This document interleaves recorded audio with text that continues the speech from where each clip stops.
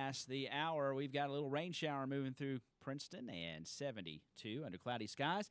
Time now for our Tiger Talk program, and it is the first Thursday of the month, and that means that County Attorney Bridgie Miller is in studio. How you doing today, sir? Doing fine, Mr. Englebright, and like you said, we had driving up here today from the house, got into a pretty good little downpour, probably about a 2.5 minute burst of shower out there. But now looking outside the studio here, watching vehicles go by, do not see the wiper blades going, so telling us that it stopped. Telling us that it stopped, and there's just a 60% chance throughout the day. So it's an umbrella day or a hat day, however you want to protect yourself from the rainfall. So I know the ladies say, oh, my hair, but some guys do too, I guess. Yeah, what about yours and mine? I don't care.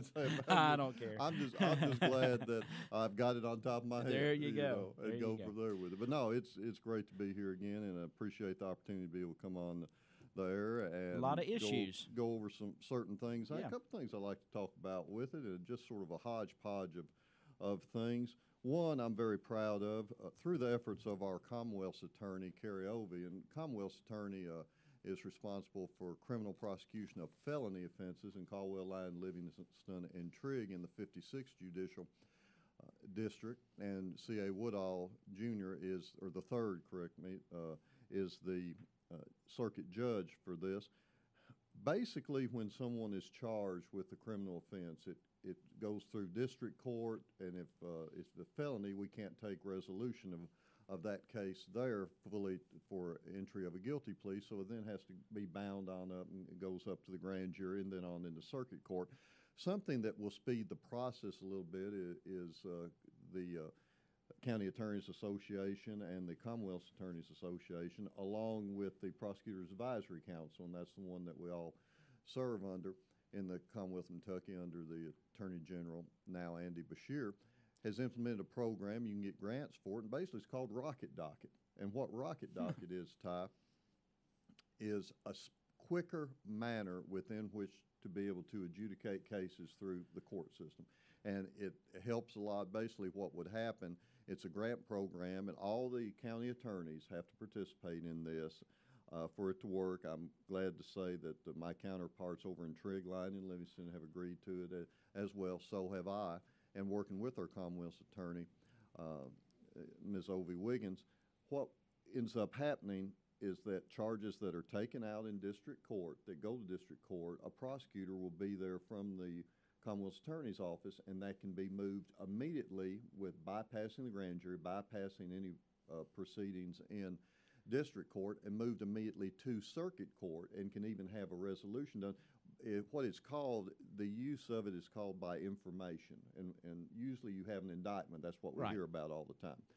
Charges are taken out, but on this one, the defendant would agree to it and want to get the case over with quickly, so it's by information, charges taken out, goes immediately over to circuit court, and you can have it done in probably, and of course I'm just guesstimating, maybe a fourth of the time that it would take to go through the full process with it. And I think it's good. It's beneficial, time-wise, beneficial in judicial economy with the court system. So I'm very pleased to have that. It went into effect July 1, and I know we're now trying to get the paperwork together to be able to get the system set up. But I'm very excited about having that, and I applaud the efforts of our Commonwealth's Attorney's Office to be able to implement that. And we had the grant awarded for us by the Prosecutors Advisory Council to be able to start this program. So again, very happy about that program. Yeah, it's interesting because then, but the defendant basically has to agree to it. So there is no grand jury looking at potential evidence for any type of a crime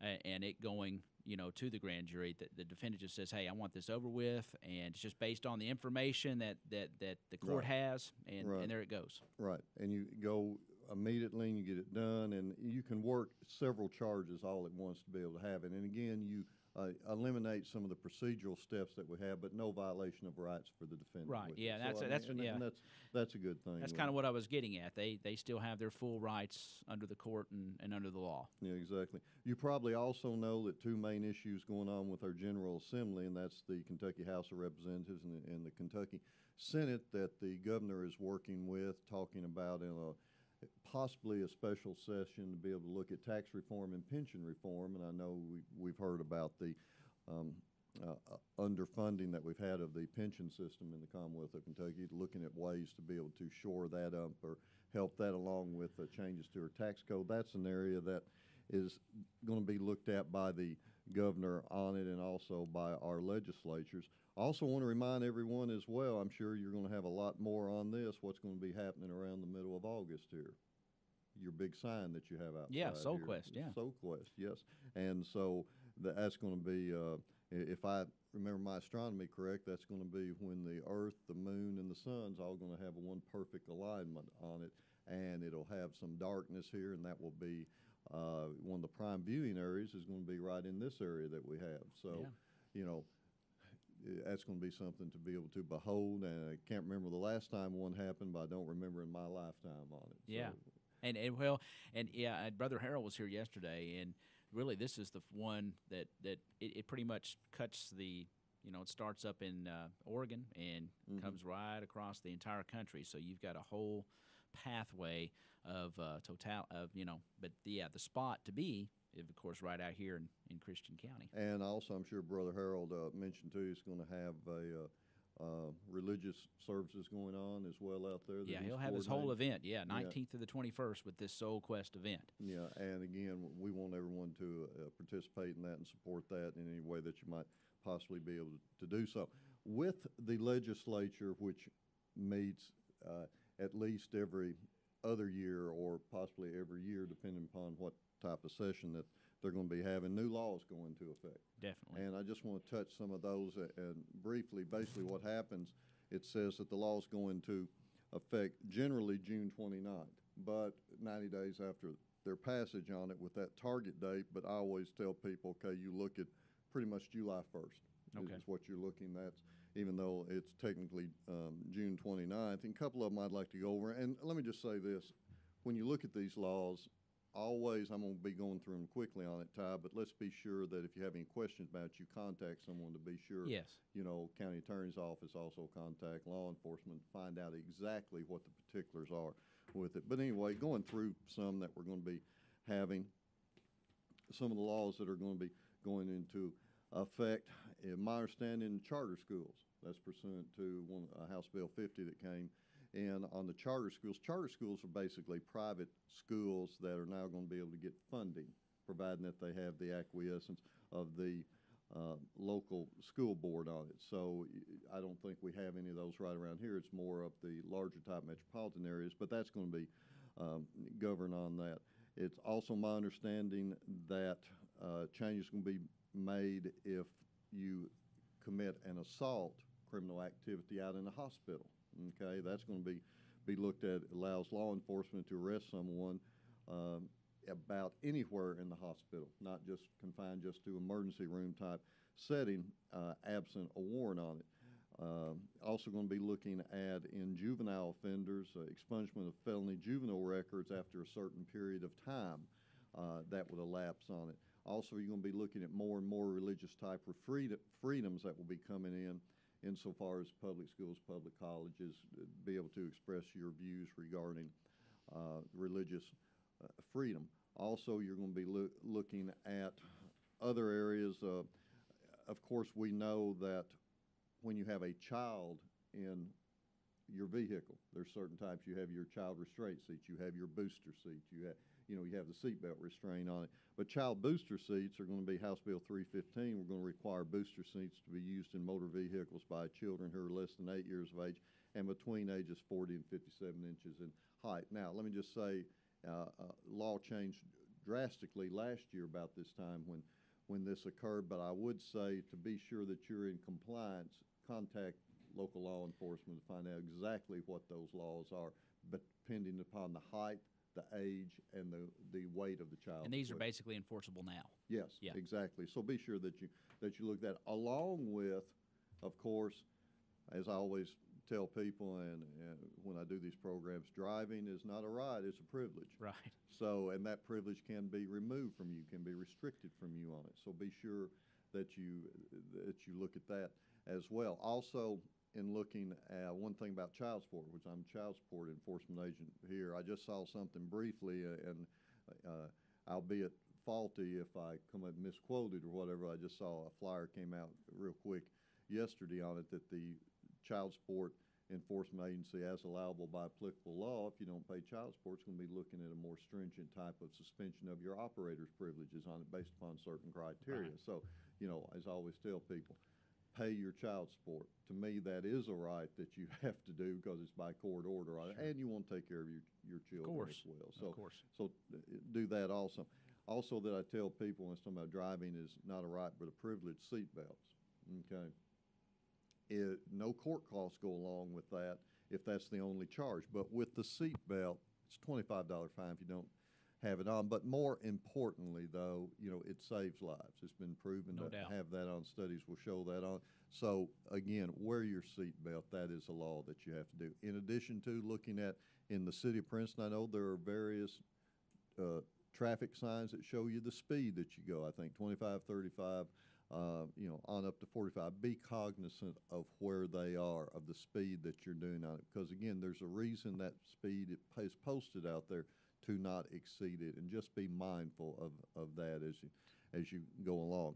Also, I want everyone to know that with last year, a law came into effect with drunk driving ignition interlock device. Basically, what that is that an individual that might be able to get their driver's license restored has to go through a process in certain cases regarding ignition interlock device. That's where you would blow into a machine to see if you're below a legal limit to be able to operate a motor vehicle.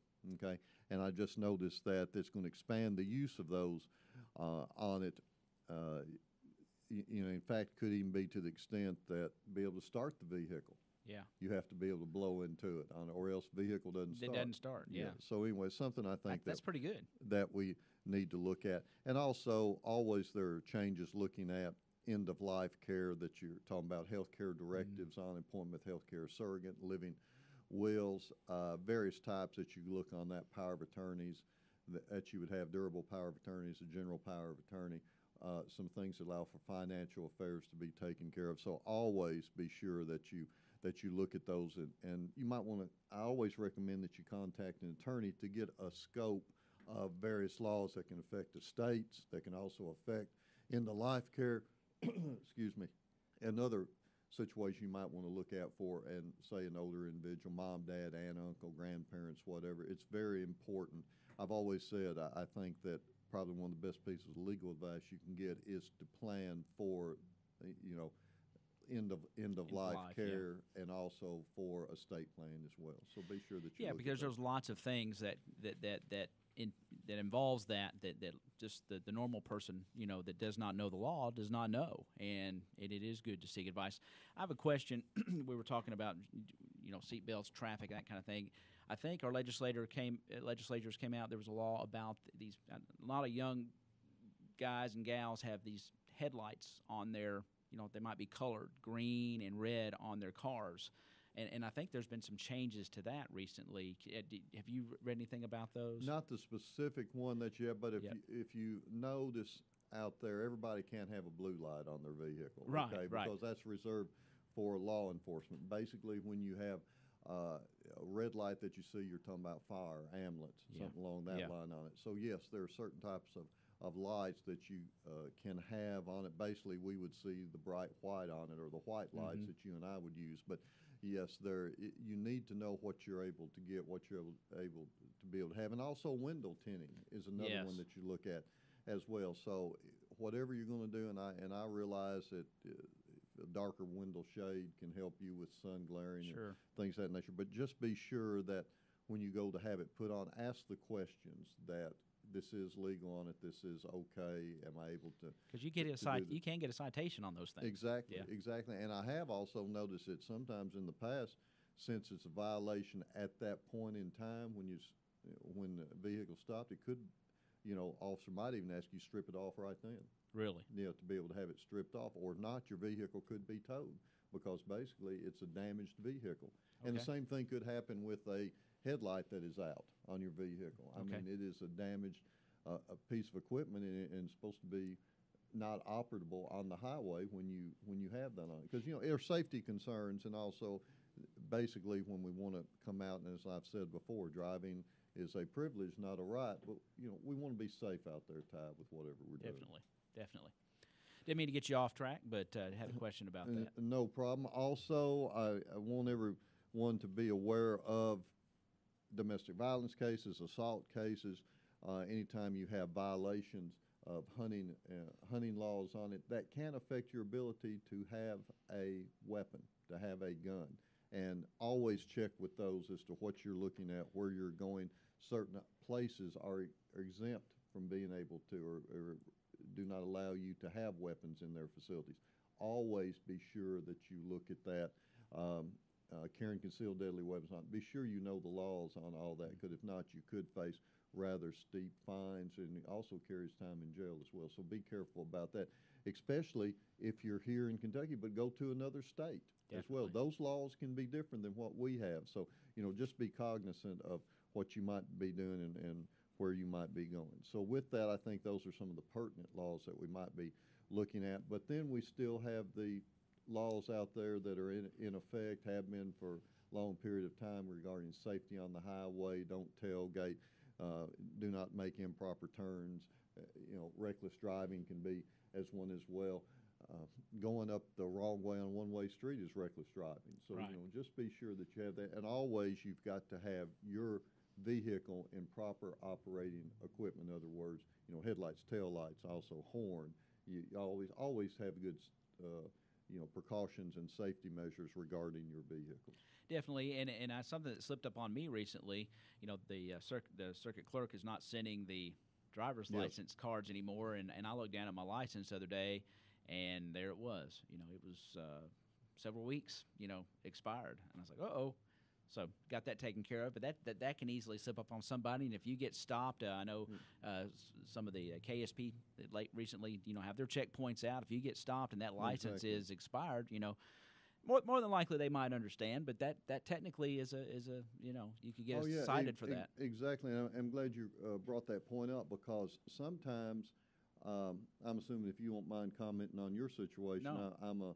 I'm assuming you didn't have to retake a test, did you? No. Luckily, I was before that time. But I think if it slipped up and gone a certain period of time, you would have taken the test again. Yes, I think. Yeah. Exactly, to be able to do that. And I don't know about y'all, but I'm not thrilled about having to take tests again at 61 years of age here on it. So again, be sure that you look at that, and to be sure as to when your driver's privileges, the license expires on, and be sure that is proper on it. Yeah, and it's good to get that out and look at it from time to time. I mean, I didn't want to look at my ugly mug, but yet it was kind of like, whoa, I got to go get this taken care of, But luckily, I had not gone past I don't know what the grace period is for that, but just got to sit down, get my picture taken, and go. And also, Ty, a good point that you brought up, even with your driver's license, to be operating a motor vehicle, you're supposed to have that license with you. With you, yeah. Okay?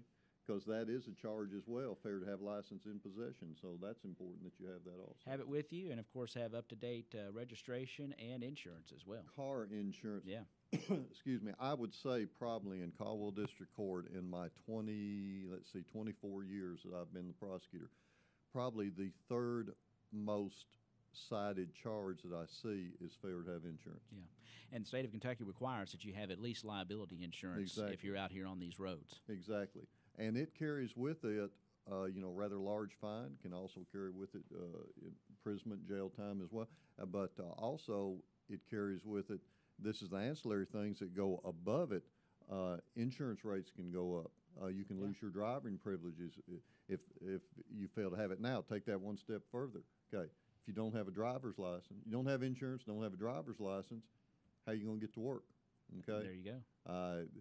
While it would behoove me to probably pedal my bicycle for the exercise on it, not going to do it. So, and if you can't get to work, then you don't get a paycheck. You're not able to make a living for your family. So that can things that add up. That's right.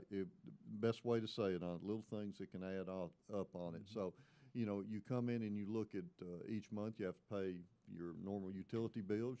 They're coming on it.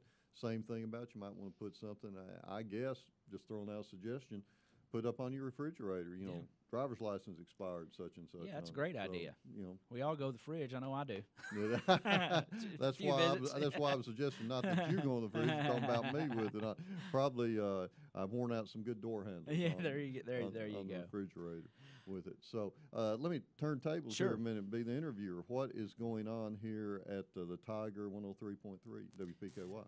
Well, all kinds of stuff. We're just hard at work here, wanting to be your community radio station. We are working to develop, of course, this show in the 8 o'clock hour, Tiger Talk, and of course, the Gator and DT will be back here soon in August with their Tri-Hughes Tiger Sports Talk on Fridays. That'll be coming up as we enter the fall sports season with school, and just if someone has a community event that we need to be aware of that you're not here, you know, we need to know about it, then by all means contact us and we'll try to cover it in the best way we can. So and congratulations you, because I think you've just completed 30 days at the helm here of WPKY. Yeah, something like that. So yeah, we're working and so remind us when the year comes, when we have the big party here, all the giveaways that you'll be having. Yeah, we hope to be doing all kinds of things throughout the year. So just stay tuned, and if we can help you in any way, shape, or form, cover your event,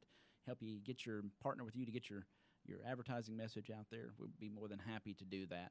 And in a way that hopefully would get your message out there and work within your budget. And I think some things coming up, believe it or not, even though it's coming up the 1st in July, probably another 30, 40 days, we're going to be looking back to school on it. Then you're going to have the Fredonia Festival going on. You're going to be having also Black Patch going on. Dotson Days Festival. Founders Day. Founders Day on it from down in Lyon County. And so I know you'll be active. Busy summer. Always giving, live on the spot reporting. Definitely. And then, of course, we'll have our Eclipse events here to cover. And haven't got that one quite figured out yet, but we'll be in the mix of any and all if we can be. So also, I want to give a shout out, congratulations, Coach Bradley Stallings and the Caldwell County Tiger baseball team. Awesome to be able to come back there. They were the defending, and they repeated as the second region champions in boys baseball. Definitely. And I think that only prior to the past 2 years, we had one team. I think Danny Beavers was the coach of it.